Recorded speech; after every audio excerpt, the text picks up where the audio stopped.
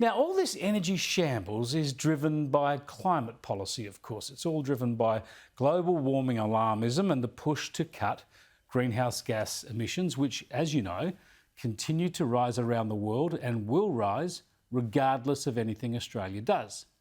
So what's the latest on the climate debate? Well, a powerful hurricane has hit Florida.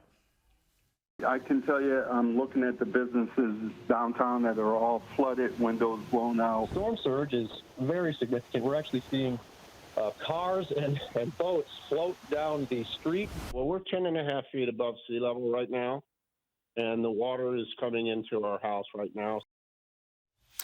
Yes, it's a natural disaster, the kind that Florida is familiar with for sure, but terrible nonetheless.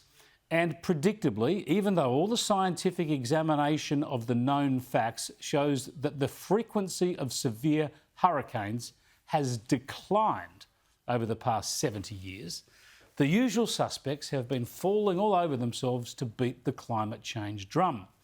Politicians, again, are pretending that their policies can stop natural disasters. We just did something about climate change for the first time in decades. That's why we've got to win this as that hurricane bears down on Florida. We got to win in the midterms. And the media voices, again, are pushing their alarmism, backed not by data, but by their own feelings. Can you tell us what this is and what effect the climate change has on this phenomenon? We can come back and talk about climate change at a later time. I want to focus on the here and now. You said you want to talk about climate change, but what effect does climate change have on this phenomenon that is happening now? Because it seems these storms are intensifying. That's the question here. I don't think you can link climate change to any one event.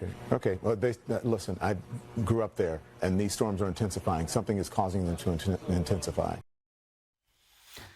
Honestly, these people, they go on with this posturing while the storm was still threatening lives and wrecking properties. The scientific theory is that hurricanes will become more powerful if temperatures continue to rise. But as I say, the data shows we've seen fewer hurricanes in recent decades. And as to whether or not they do become more powerful, sensible scientists say they'll wait and see. You know, wait for evidence. OK, and while we're on climate alarmism, let's just finish off with its ever-present companions, climate sanctimony and hypocrisy.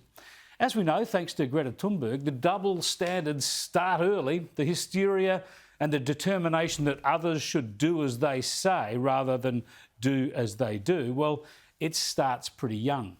Have a listen to this protester in New Zealand. Am I allowed to go to Fiji? Is that necessary?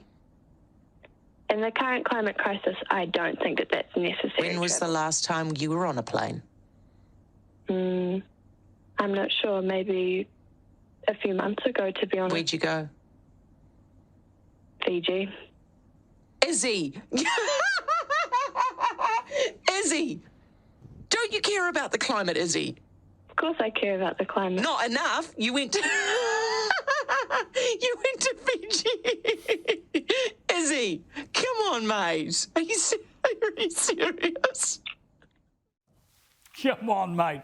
That'll dead set do me. You stay home. Don't you fly away to any island paradise or the planet will die.